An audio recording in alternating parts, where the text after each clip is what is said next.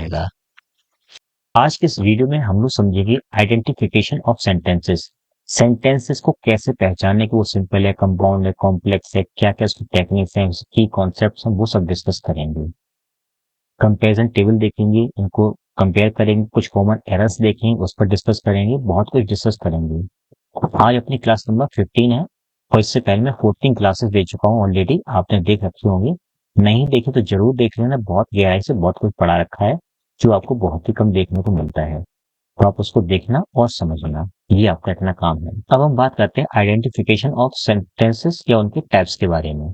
सबसे पहले हम इंट्रोडक्शन देखेंगे, उसके बाद की कॉन्सेप्ट देखेंगे आइडेंटिफिकेशन के लिए, फिर आइडेंटिफिकेशन ऑफ सिंपल सेंटेंस कैसे पहचाने, कंपाउंड सेंटेंस कैसे पहचाने, कॉम्प्लेक्स सेंटेंसेस कैसे पहचाने, कंपाउंड कॉम्प्लेक्स सेंटेंस कैसे पहचाने, उनके स्टेप बाय स्टेप जो आइडेंटिफिकेशन के जो मेथड हैं उनको डिस्कस करेंगे, कंपेयर करेंगे, कॉमन एरर सॉल्व करेंगे, जो जरूरत वाले हैं वो सब चीजें हम लोग सॉल्व करेंगे। तो आइए स्टार्ट करते हैं। Understanding sentence types is essential for, किसी भी सेंटेंस के टाइप को पहचानना क्यों जरूरी होता है? इससे हमारी ग्रामर की जो एक्यूरेसी है वो अच्छी होती है, सेंटेंस को ट्रांसफॉर्मेशन में हेल्प मिलती है और कॉम्पिटिटिव एग्जामिनेशन के लिए काफी इंपॉर्टेंट होता है। ये हमें जानकारी होनी ही होनी चाहिए। अब बात करते हैं इसकी की कॉन्सेप्ट की, आइडेंटिफिकेशन की। तो आइडेंटिफिकेशन करने से पहले पहले आप ये समझ लीजिए कि कंपाउंड या कॉम्प्लेक्स सेंटेंस की स्ट्रक्चर में क्या क्या चीजें होती हैं। जैसे पहला तो आपका मेन क्लॉज, जिसको हम प्रिंसिपल क्लॉज भी बोलते हैं, इंडिपेंडेंट क्लॉज भी बोलते हैं। ये अपने आप में कंप्लीट मीनिंग ला सकता है, अगर इसको बिना कंजंक्शन के आप लिखोगे तो इसका मीनिंग पूरा निकलेगा। फिर दूसरी क्लॉज निकल के आती है सब ऑर्डिनेट क्लॉज, जिसका दूसरा नाम है डिपेंडेंट क्लॉज। इसका मीनिंग अधूरा होता है, इसमें जो भी कंजंक्शन जुड़े होते हैं वो किसी, ये पूरा क्लॉज जो है वो मेन क्लॉज पर डिपेंड होता है, तो ये साथ में चलते हैं। हाँ, हालांकि एक चीज आपको याद रखनी चाहिए, काउंट नंबर ऑफ क्लॉजेस, अगर सेंटेंस कोई है तो उसमें क्लॉज गिननी कितनी है। और जो हमारा कंजंक्शन है उसका टाइप देखिए, अगर कंजंक्शन सब ऑर्डिनेटिंग कंजंक्शन है तो कॉम्प्लेक्स सेंटेंस बनेगा, कोऑर्डिनेट कंजंक्शन है तो कोऑर्डिनेटिंग क्लॉज बनेगी। ये आपको इस तरह से याद रखना है। अब आगे देखते हैं। सबसे पहले हम लोग देखेंगे सिंपल सेंटेंसेस को पहचान करने की क्या तरीका है। A simple sentence contains only, simple sentence के अंदर केवल एक क्लॉज होती है जिसमें मिनिमम एक सब्जेक्ट और एक वर्ब होती ही होती है। ये अफर्मेटिव, इंटरोगेटिव, नेगेटिव कुछ भी हो सकते हैं। हम और क्या क्या याद रखनी चाहिए हमें कि इसमें केवल एक फाइनाइट वर्ब होती है सिंपल सेंटेंस में, इसमें कोई कंजंक्शन नहीं होता है जिससे दूसरा वाक्य जोड़ा जाए, ना ही इसमें कोई सबऑर्डिनेट क्लॉज होती है, ना ही इसमें कोई कोऑर्डिनेट क्लॉज होती है। ये सेंटेंस सीधे सीधे लिखे होते हैं। जैसे कि सी सिंग्स ब्यूटीफुली, सी क्या है? सब्जेक्ट है। सिंग्स क्या है? वर्ब है। वह कैसे गाती है? ब्यूटीफुली, सुंदर गाती है। तो ये एडवर्ब है जो कि तरीका बता रहा है इस सिंग करने का। द बॉयज, ये हमारा नाउन फ्रेज है जो कि सब्जेक्ट का काम कर रहा है। इज प्लेइंग के लिए ये वर्ब फ्रेज है। और कहाँ खेल रहा है लड़का? इन द पार्क, ये इन द पार्क जो है वो प्रपोजिशनल फ्रेज है। प्लेइंग की लोकेशन बता रहा है तो ये एडवर्ब कहलाएगा। ठीक है, इसमें कहीं भी कोई कंजंक्शन नहीं है, एक वर्ब एक सब्जेक्ट है, कोई क्लॉजेस नहीं है, कुछ भी इसमें नहीं है, सिंपल सेंटेंसेस कहलाएंगे। अब हम बात करते हैं कंपाउंड सेंटेंसेस के बारे में। A compound sentence contains, compound sentence के अंदर हमें दो या दो से ज्यादा मेन क्लॉजेस देखने को मिलती हैं और ये क्लॉजेस आपस में कोऑर्डिनेटिव कंजंक्शन से जुड़े हुए होते हैं। अगर आपको कोऑर्डिनेटिव कंजंक्शन याद है तो आप एक बार में ही इसको पहचान लोगे। जैसे कि इसमें एंड, बट, और, यट, सो ऐसे कंजंक्शन देखने को मिलते हैं। इसमें मिनिमम दो इंडिपेंडेंट क्लॉजेस तो होती ही होती हैं जो आपस में इन कंजंक्शन से जुड़ी होती हैं। इसमें कोई भी सब ऑर्डिनेट क्लॉज नहीं होगी, मतलब ना इसमें सब ऑर्डिनेटिंग कंजंक्शन होगा, ना ही सब ऑर्डिनेटिंग क्लॉज आपकी बनेगी। ये कुछ बातें आपको याद रखनी है। जैसे कि सी वॉज टायर्ड, हम ध्यान दें सी वॉज टायर्ड जो है वो प्रिंसिपल क्लॉज है क्योंकि इसका आगे कोई कंजंक्शन नहीं है। शी कंटिन्यूड वर्किंग, उसने अपना काम जारी रखा, ये सेंटेंस के पहले एक कंजंक्शन देखने को मिला है, बट क्या है? कंजंक्शन। तो इतना ये पूरा का पूरा आपका कहलाएगा कोऑर्डिनेटिंग क्लॉज। कोऑर्डिनेटिंग क्लॉज कहलाएगा, जिसमें सी कंटिन्यूड वर्किंग और सी वॉज टायर्ड को आपस में जोड़ने का काम कर रहा है, बट वह थकी हुई थी लेकिन उसने काम जारी रखा। आई कॉल्ड हिम, ये आपका प्रिंसिपल क्लॉज है, ठीक है। एंड क्या है? कंजंक्शन है। ही आंसर्ड आपका सेंटेंस है। एंड ही आंसर्ड ये अपना कंजंक्शन से जुड़ा हुआ क्लॉज है, तो उसको बोलेंगे कोऑर्डिनेट क्लॉज। कोऑर्डिनेट क्लॉज बोलेंगे, जो कि आई कॉल्ड हिम और ही आंसर्ड इन दोनों को आपस में एंड से जोड़ा जा रहा है, ठीक है। कंजंक्शन भी वही आएंगे जो मैंने बताए आपको। अब बात करते हैं कॉम्प्लेक्स सेंटेंसेस के बारे में। कॉम्प्लेक्स सेंटेंस क्या होता है? इसमें मिनिमम एक मेन क्लॉज या प्रिंसिपल क्लॉज होती ही होती है, साथ ही साथ एक या एक से ज्यादा सब ऑर्डिनेट क्लॉजेस हो सकती हैं उसके साथ में। इसको पहचाने कैसे? इसमें एक इंडिपेंडेंट क्लॉज होती है मिनिमम, और कम से कम एक डिपेंडेंट क्लॉज होती है, और इन आपस में इन सेंटेंसेस को आपस में जोड़ने के लिए सब ऑर्डिनेट क्लॉजिंग कंजंक्शंस का यूज करते हैं। बहुत सारे कंजंक्शंस हम लोग ऑलरेडी पढ़ चुके हैं क्लॉजेस के अंदर। कुछ कंजंक्शंस में बता दे रहा हूँ आपको, जैसे बिकॉज है, इफ है, व्हेन है, ऑल्दो है, ऐसे कंजंक्शन जब दिखाई दें तो समझ लेना वो हमारी सब ऑर्डिनेट क्लॉज है, कॉम्प्लेक्स सेंटेंस बना रहा है। जैसे कि आई विल कम, मैं आऊंगा, ये सेंटेंस हो गया। कौन सा सेंटेंस है? प्रिंसिपल क्लॉज है, कोई कंजंक्शन नहीं है यहाँ पर, इस वजह से। इफ क्या है? कंजंक्शन है। यू कॉल मी हमारा सेंटेंस है। इफ यू कॉल मी ये एक क्लॉज है। किस टाइप की क्लॉज है? इफ लगा हुआ तो ये सब ऑर्डिनेटिंग क्लॉज है। सब ऑर्डिनेटिंग क्लॉज के अंदर कौन सी क्लॉज है? एडजेक्टिव, एडवर्ब के आपकी नाउन क्लॉज। मैं आऊंगा अगर तुम बुलाओगे, तो आने की शर्त रखी जा रही है, यहाँ पे कंडीशन रखी जा रही है, और कंडीशन की बात जब भी होगी तब तक एडवर्ब क्लॉज उसको बोला जाएगा। कॉम्प्लेक्स सेंटेंस बन रहा है। इफ से हमने पता कर लिया। सी स्टेड होम, वह घर पर रही, ये हमारी प्रिंसिपल क्लॉज है।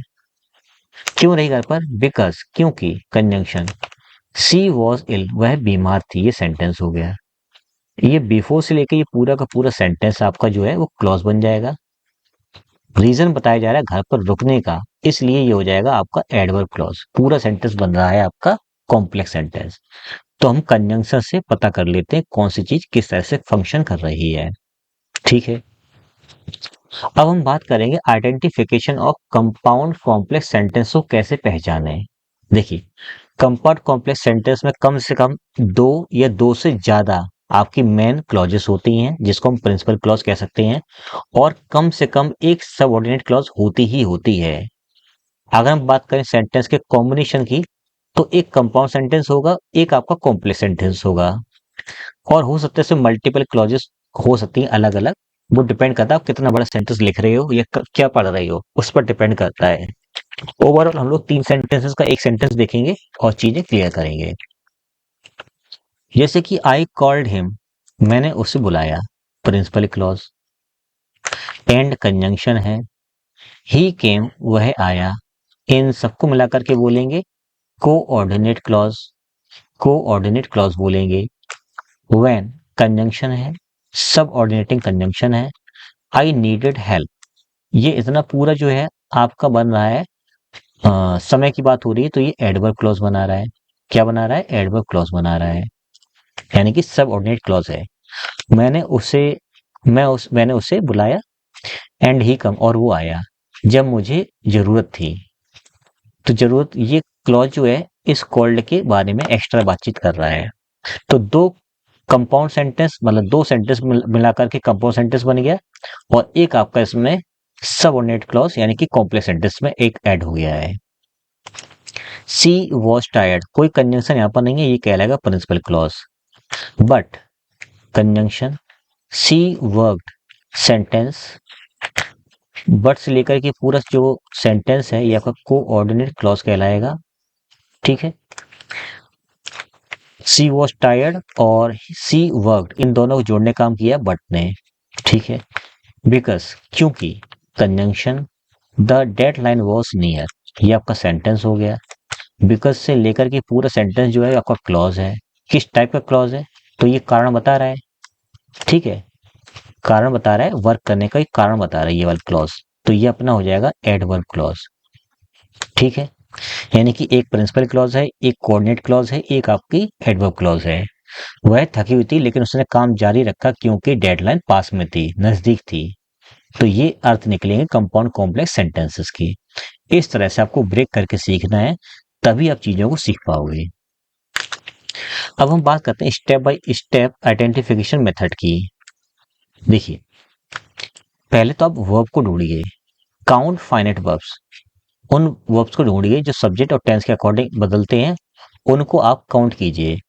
और वो कितनी क्लॉजेस है उनको आप देखिए, ठीक है, वो किस कंजंक्शन से जुड़ी हुई हैं, कौन सा कंजंक्शन वहां पर यूज हो रहा है, उसके बेस पर हम लोग सेंटेंस का टाइप पता कर लेंगे। दूसरा तरीका ये है कि बिना कंजंक्शन के है तो वो इंडिपेंडेंट क्लॉज है, और अगर कंजंक्शन के साथ में जुड़ी हुई कोई सेंटेंस है तो वो आपका डिपेंडेंट क्लॉज कहलाएगा, ठीक है। अच्छा, कोऑर्डिनेटिंग कंजंक्शन का जब यूज करते हैं तो वो कंपाउंड सेंटेंस बनाता है। सब ऑर्डिनेट क्लॉज का जब यूज करते हैं या कंजंक्शंस का यूज करते हैं तो वो कॉम्प्लेक्स सेंटेंस बनाता है। सिंपल सा लॉजिक आपका, ये आपको याद रखना है।